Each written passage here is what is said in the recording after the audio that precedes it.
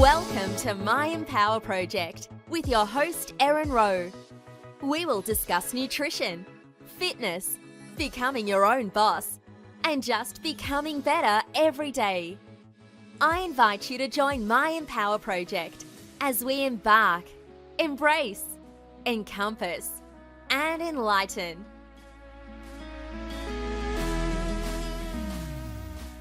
This is a continuation. I recommend you go back to listen to part 1 where the Glam Belle discusses breast implant illness. Here in part 2, Brandi is going to share some social media tactics, also her work and her work-life balance. There may also be a part 3 uncut, so enjoy. I don't want to diminish the seriousness of breast implant illness. Thank you for sharing your story. And I know it will help other women make the choice. You know, should they take medicine the rest of their life? Should they believe their doctor? Or should they really consider the cause of the symptoms they're having at such a young age? And for a young mother like yourself, that had to be hard. I'm so glad you're feeling better. Oh, thank you so much. I know you're very involved. You have a beauty channel on YouTube. I know you had some fun invitations. Can you tell me about some maybe sponsorship things or how you got invited into things like that? Yeah, absolutely. So I started my YouTube channel, I guess it's been probably like 4 years ago, maybe a little bit longer. When I started, I had no intentions of like making a business out of it. I just started because I had several people telling me I should make videos because I just always had a passion for hair and makeup. I actually went to beauty school when I was in high school and I dropped out. So I always joke and say I'm a beauty school dropout because I really was. But I've always had a passion for hair and makeup. I love it. I love everything in the beauty industry, anything that can, boost people's confidence and make them feel a little better about themselves. And just the transforming power behind, makeup has always intrigued me. So I started my channel just to kind of share, my own tips and tricks. And I just thought it would be fun. Well, I wasn't consistent at all initially because I had to learn how to do everything. I didn't even know how to film myself. I didn't know that there was a recording option on a camera. That was like big news to me. I literally started at the bottom and had to learn everything. So it took a lot of time. Plus I was working full time. I had 3 kids, a husband, involved in church. So in my spare time, which was very little, I tried to just pour into learning how to actually run a channel and how to film and how to set up lighting and all of those things. And so when I initially started, it was just like I loved makeup, that's what I thought I was going to share. And then I quickly realized that my hair was the topic of discussion in the comment section of all of my videos. And I thought, why do people keep commenting about my hair? Like, I've hated my hair my whole life. I've struggled with having curly hair. It's just been a pain in my neck. And, but it just like light bulb moment happened. And I thought, this could be my niche. Like, this is what people obviously are coming to my channel to see, is what I do with my hair, not how I do my makeup.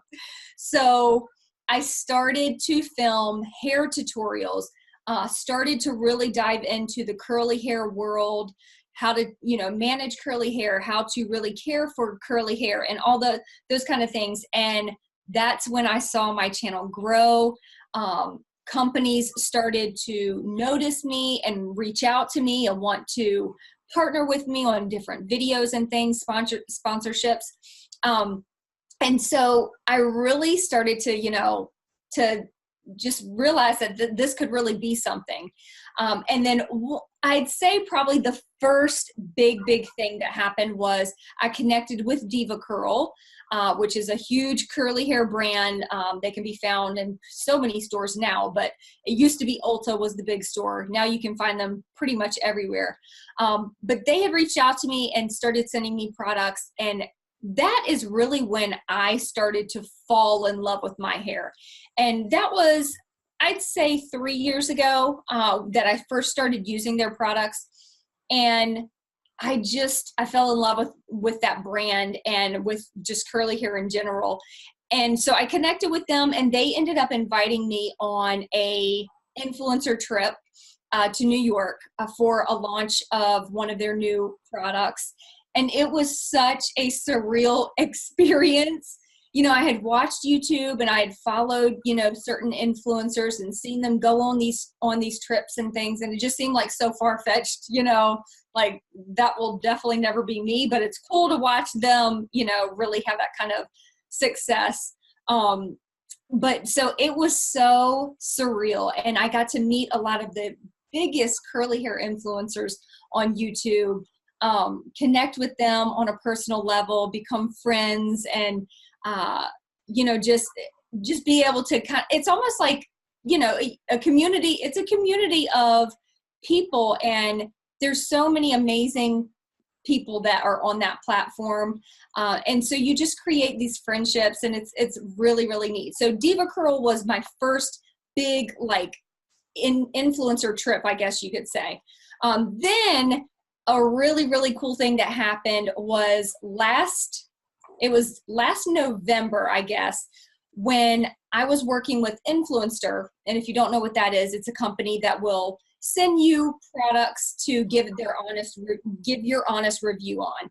And they kind of look at your social media and your following to see what your followers will like, what they want to see from you. Well, they knew that my followers liked hair stuff, you know.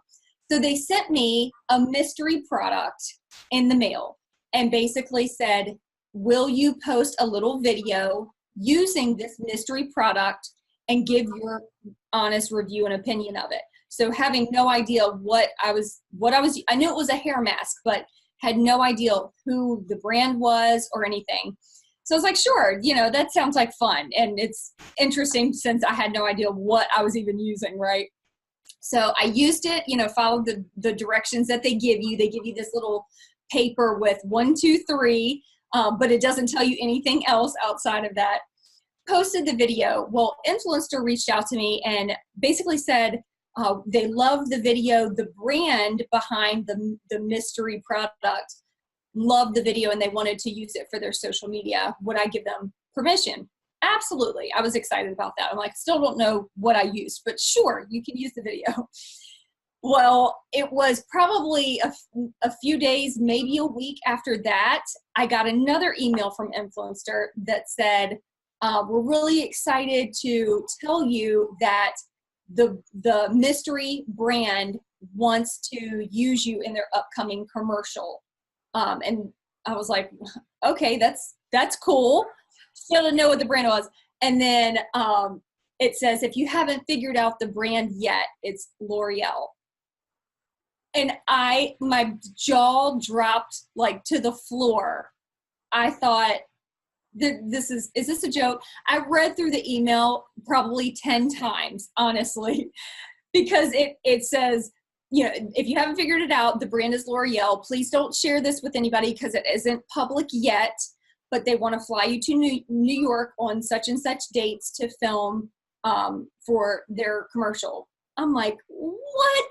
Are you sure? Like, did you get the right person? You know, it was just bizarre. And so, of course, I was so excited. They messaged me back and said, from here on out, you'll be in contact with L'Oreal and not through us. So that was just really, really weird. So I started getting emails from the, you know, reps from L'Oreal to set everything up.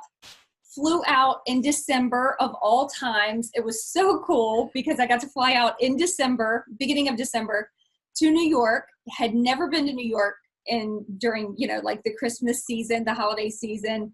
So I was so excited to be able to like see the lights and, you know, Rockefeller Center and everything. But obviously the big thing was to actually shoot with L'Oreal. That was so weird and amazing all in one.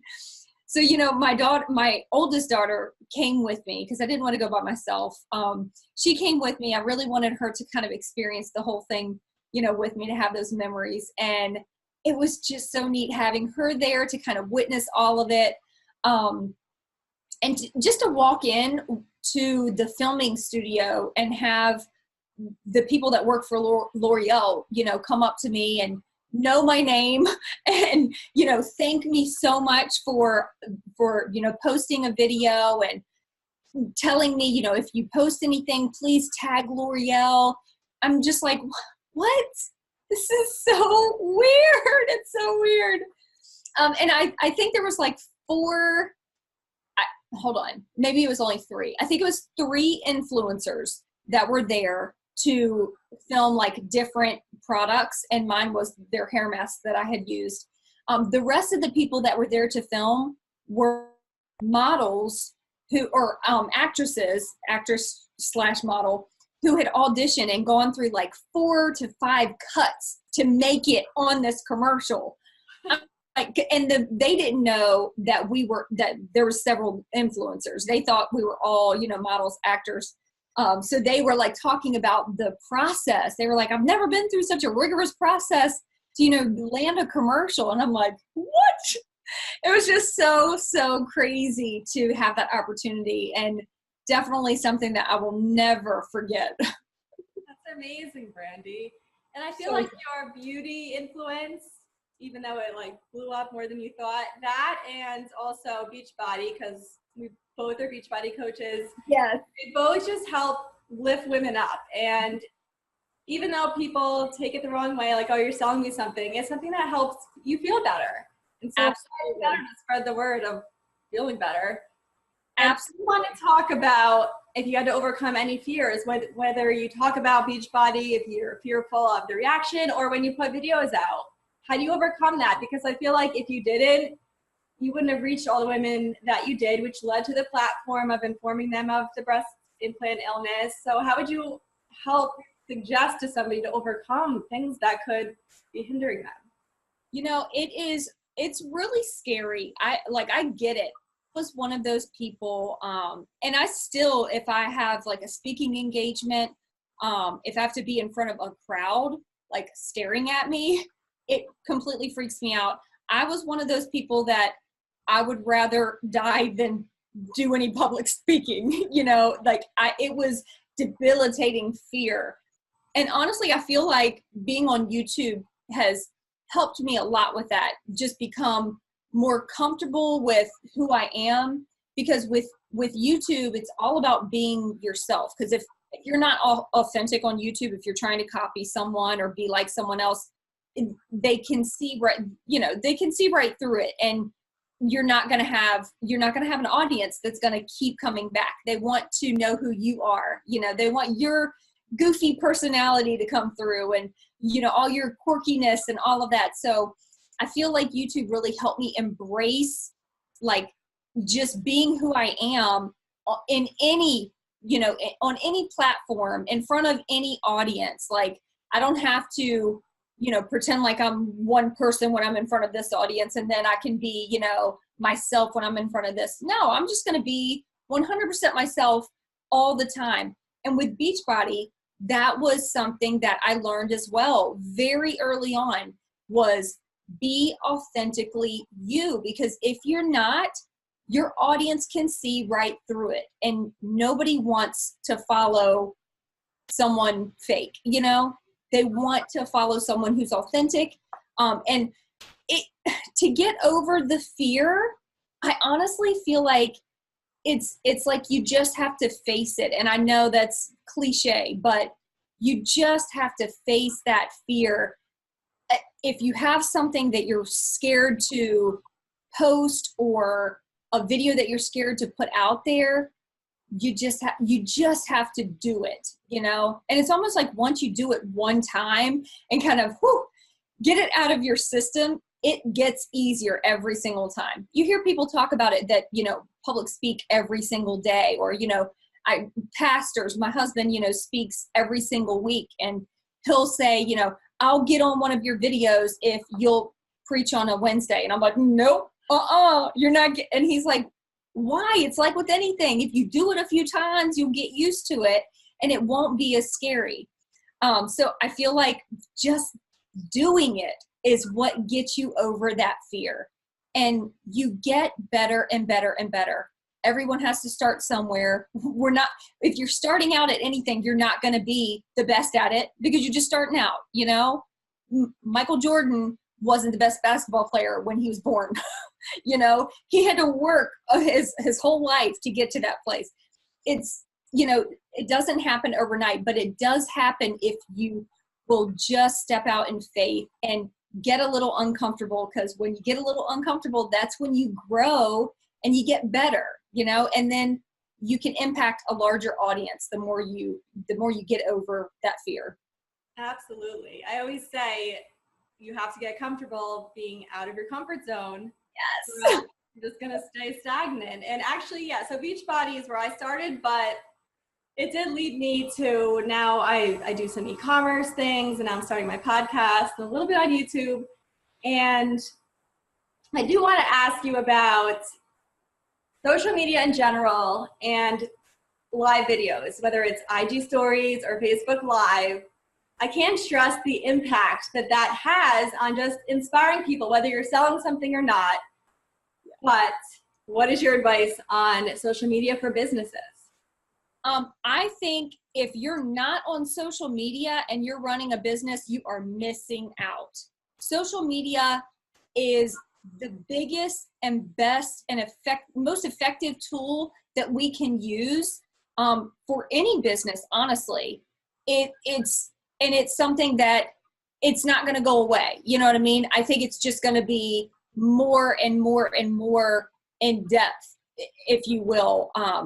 It's not going to go away. I feel like any business that's running right now without social media, as much as they want to fight it, they're going to have to get on that bandwagon, because eventually we're not going to have phone books. Eventually we're not going to, we're not going to have TV ads. I feel like it's all going to come from some type of social media, the advertisements and stuff. And I feel like it's such an effective tool, because you can not only promote your business and, advertise, if you will, market, but you get to share the personal side. You get to put a face behind the name of your business. You get to put a personality behind your product, or, whatever it is that you're trying to sell. And that is what people connect with.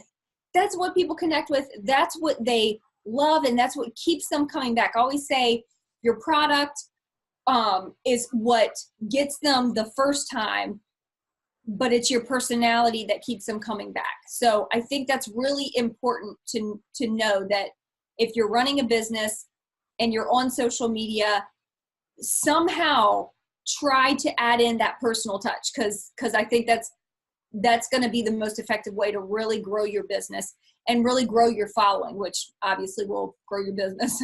Yeah, growing your following is the other thing I was going to ask you about, because if like the same best friends are seeing your ads or your IG, how do you promote, how do you grow from that? Yeah. So anytime you're starting on social media, really starting to build a brand or build a business on social media, you have your warm market, which is your close friends and family, those who've been following you while you post pictures of your babies and, your pets and your husband or whatever. But all of a sudden, they're the only ones you feel like you have to reach out to when you start building your brand. And I have always found that your warm market dries up super, super quick, because most of them, they know you at such a personal level that they really don't care about what you're selling or what business you have. But it's almost like they're good practice, if you will. It's good to kind of test the waters and figure out what resonates with them and that sort of thing. But you have to expand to your cold market. And I'm pretty sure if you watch any type of, social media building or, Instagram following, building, whatever, they're all going to tell you that it's better to have a tighter niche, or, a smaller funnel, I guess, to try to reach than to try to reach the masses. But you have to reach a cold market no matter what. So if you're like, I want to be able to resonate with everyone, then you're probably not going to resonate with many. But if you say, I want to resonate with people that love fitness, that are new moms, and that love makeup, then you hone that in and make that your niche market, your what do you call it? Your main customer, if you will. Then you'll start to really be able to impact that smaller group on a big, big level. So I feel like kind of reeling in your funnel of who you're trying to attract is really helpful when it comes to social media. Consistency is huge. Always say that. Consistency is definitely one of the biggest things. I don't care what you're trying to build. If you're not consistent, then people are not going to constantly come back and see what you have to offer, you know? Right. I'm trying to think there's so many different things, but consistency, obviously, you know, posting a lot about your niche market when it comes to sharing personal stuff anyway. And then, of course, I'm sure you've probably heard of so many different personal developing books, but what is it? Jab, jab, right hook, right, where you they call it breadcrumbing. You just kind of give little breadcrumbs to your audience to attract those that you know relate to your story, relate to your lifestyle, and that sort of thing. And then you go into, hey, I've got something that I think you would benefit from, my audience will benefit from, and here's what it is. Not just, hey, I just met you today and let me tell you what I sell. You know, it's never a good thing. It's all about really building those personal relationships. And it's crazy because YouTube and Instagram, they're such large social media platforms. But even with those, it's the same. You still have to build a personal relationship with your audience. So I find myself, you know, part of my job is to make sure that I'm responding to comments and not just a quick, you know, emoji face for every comment, you know, but I really try to take each person into consideration. Each comment that is written out, I try to respond personally to that person.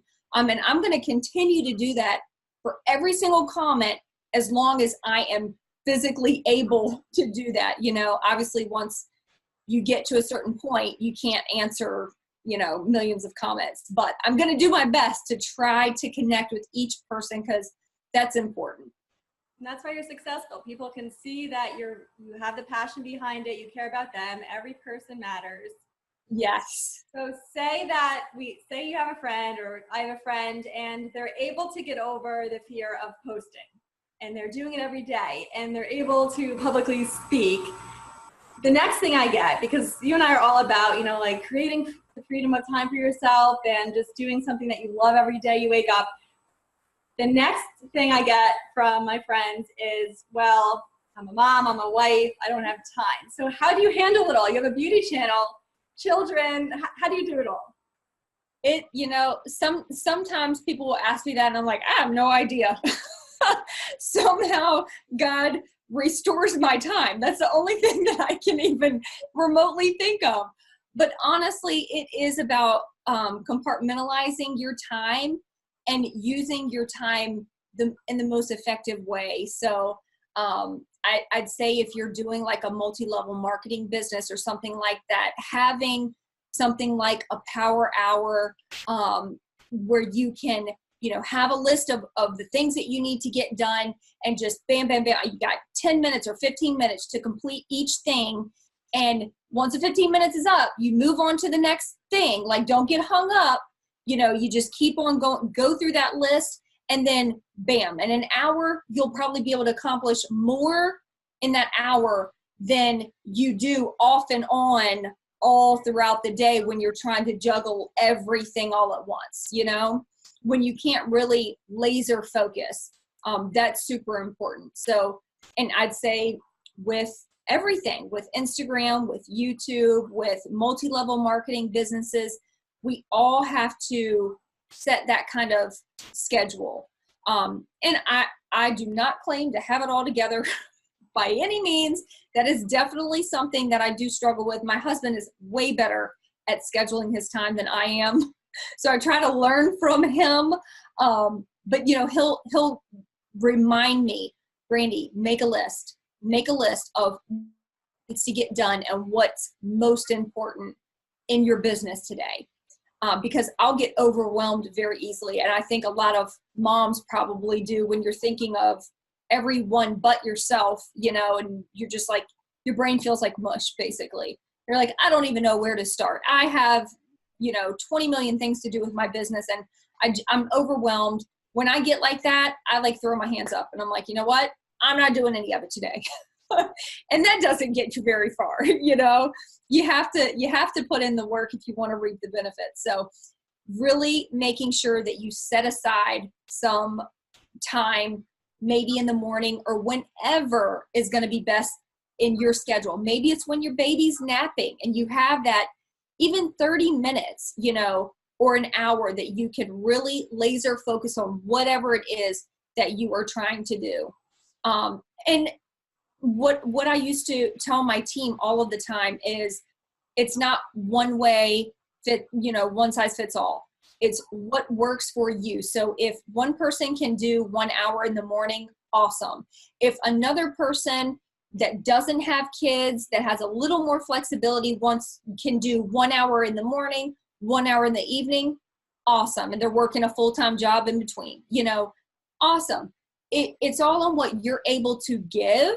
But if you want to build anything, you've got to be willing to give something.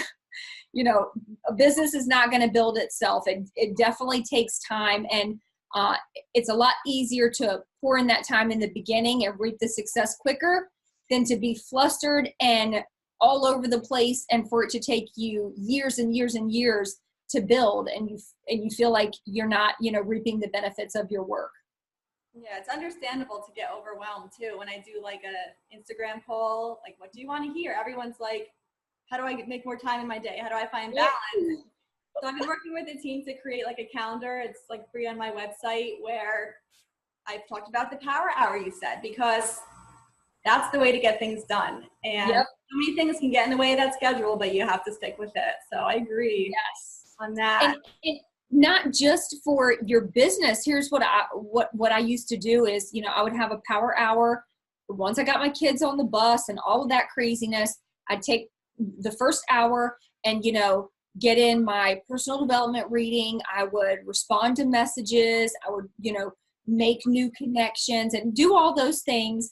But then after that, I would have like another power hour of house stuff. Like, okay, I'm going to wash 2 loads of laundry. I'm going to, you know, clean up my kitchen. I'm going to get rid of 10 items in a room that don't need to be there. And then that's it, you know. But breaking it down into smaller, like more attainable goals is the only way that I feel like I can accomplish it. Because again, if I get overwhelmed, I'm just like, forget it. I'm not doing anything. Yes, I agree. I'm just going to crawl in the fetal position and cry. I feel that way. Yes, exactly. And I was going to ask you about personal development. So you mentioned Jab, Jab, Right Hook. Is personal development something that you use every day? Yes, it definitely is. I'm not a big reader. I've never have been, but I did, you know, really discipline myself to read. I used to give myself 10 pages a day. I would read 10 pages of personal development. And it's such a huge spirit lifter. And like, it just helps you feel like you can really accomplish this when you're fueling your tank, when you're filling your cup, you know? But for me, I would say my biggest personal development is faith-based, whether it be my devotional in the morning, my prayer time, attending church, you know, prayer at my church. That to me, it goes so much further than any personal development book, because I'm working on myself, and I am, you know, I'm not putting my faith in what I can do with a business, but I'm putting my faith into the one who gave me the opportunity in the first place, you know, and allowing him to kind of lead me through all of it. So that to me has been the most important personal development, aside from, of course, there's so many amazing books out there. I mean, I could, you know, recite a million of them now, but that to me, my faith is definitely my biggest personal development. Yeah, we can work on our bodies now. Everyone's talking about working on their mind, but you have to find time to work on your soul, because that's the only way you can like become better and just reflect and really think about like how your day went and how to be a person. And I'd say working on your soul, that is what gives you long-term results when it comes to personal development. You know, the other stuff, it's all great, but it's usually temporary. You know, it's like it goes in one ear and out the other. You use it for a week and then you're like, oh, let me pick up another book. And, you know, but when you are working on the inside, it's something that you feel stronger and you feel like you can be a better version of yourself. And when you don't have the weight of it all being on your shoulders, but you got God there helping you along, it takes a lot of pressure off. I feel. That's a good way to put it. It takes pressure off and also kind of gives you like things to be grateful for and kind of like a positive mindset when every day you're like stressed and you have to-do lists. It like gives you like a little optimistic voice. Yes, absolutely. Absolutely. Without it, there's no way that I would be where I'm at doing the things that I'm doing. Absolutely no way. You know, it's been my faith that helped me start this whole path with Beachbody and with my YouTube channel, with hair and makeup and just all of these things. Like I look back and I mean, I was in the medical field for over 20 years. I never thought that I would be where I'm at now, having the freedom that I have, working on my own schedule. Like I never thought that would even be possible for me. So without my faith, I would not be doing what I'm doing. Now, do you have a morning routine that you stick with? Is that something like every day you try to have a ritual?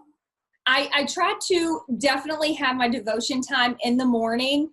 Sometimes depending on the morning and depending on what's happening with my kids, it can get thrown off a little bit, but I like to have, where's my phone? My phone is dead right now, so I can't look at it, but I've got a couple of apps that I like to use to kind of get my devotion in. And then, you know, I'll typically in the evenings will, you know, read a little bit of scripture before I go to bed, just to kind of like decompress my mind, remind myself why I'm really here and that it's not about the stress that I'm in right at that moment. We all have stress every day, you know? But yeah, so I try to make it a daily thing. You know, I really do. You have to be intentional. Because if you're not, then it will never get done. And what I've noticed is I can say, well, I didn't have time to do my devotion today. But then when I write down what I did with my time, I'm like, oh, I was on Instagram for 1 hour responding to everyone's comments. And, you know, I could have taken 10 minutes to do a devotional that would have put me in a better mindset. You know what I mean? And I probably wouldn't have wasted as much time as I did throughout the day. So I kind of have to, you know, put myself in check sometimes and say, okay, Brandi, no, you did have time. You just didn't use your time wisely.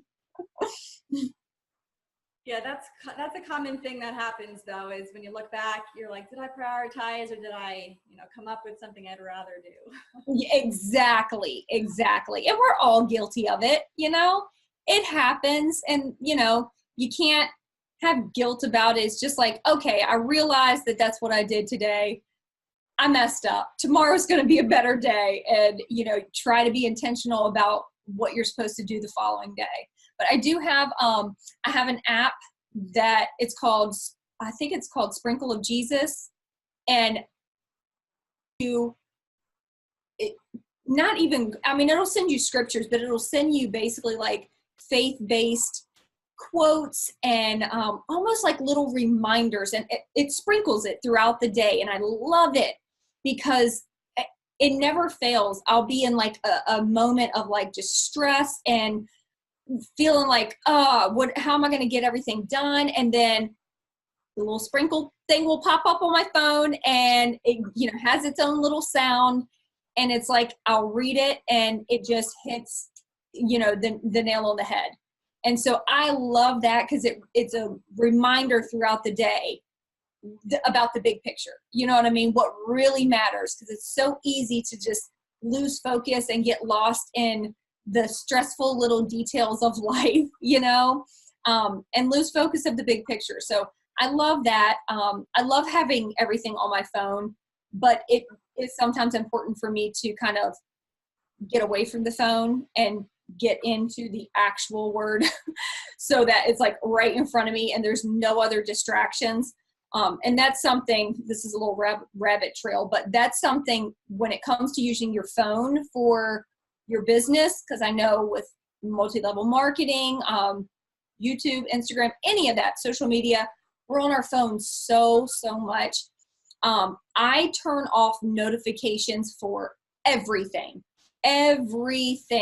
The only thing that I allow notifications for is the Sprinkle of Jesus app. And obviously if someone's calling me, but even then, if I am doing a power hour or laser focused on something, I will put it on nighttime mode so that I don't even hear the phone ring or anything. And if it's an emergency and someone calls more than once or twice in a row, then it'll ring.